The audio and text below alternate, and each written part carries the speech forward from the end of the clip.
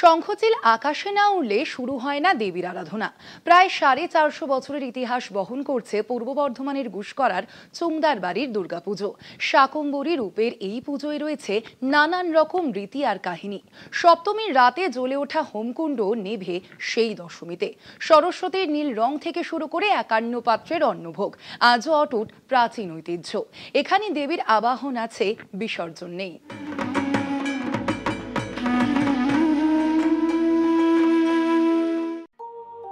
প্রায় 450 বছরের প্রাচীন পূর্ব বর্ধমানের গুসকরার চোংদার বাড়ির পুজো। এখানে শাক্ত মতে হয় পুজো। তালপাতার ছাউনি থেকে ঠাকুর দালানে এই পুজোর ইতিহাস প্রায় 450 বছর আগে শুরু। একটা সময় 7টা গ্রামের প্রজা অংশ নিতেন পুজোয়। সময়ের সাথে সাথে অনেকটা জৌলুস ফিকে হয়েছে, কিন্তু রীতিতে ভাটা পড়েনি। একাধিক রীতি মেনে আজও কিন্তু এই চোংদার বাড়িতে হয়ে আসছে দেবীর আরাধনা। মূলত শঙ্খচিল যতক্ষণ না উঠছে আকাশে ততক্ষণ কিন্তু দেবীর ঘট স্থাপন করা হয় না। যখন ঘট ডোবানো হয়, যে সপ্তমীর যে ঘট আসে, সেই ঘটটা যখন ডোবানো হবে তখন শঙ্খচিল উঠতেই হবে। এবং খুব আশ্চর্য, প্রত্যেক বছরই আসে।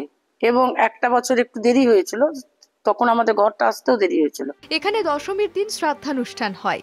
এর নেপথ্যেও রয়েছে এক ইতিহাস।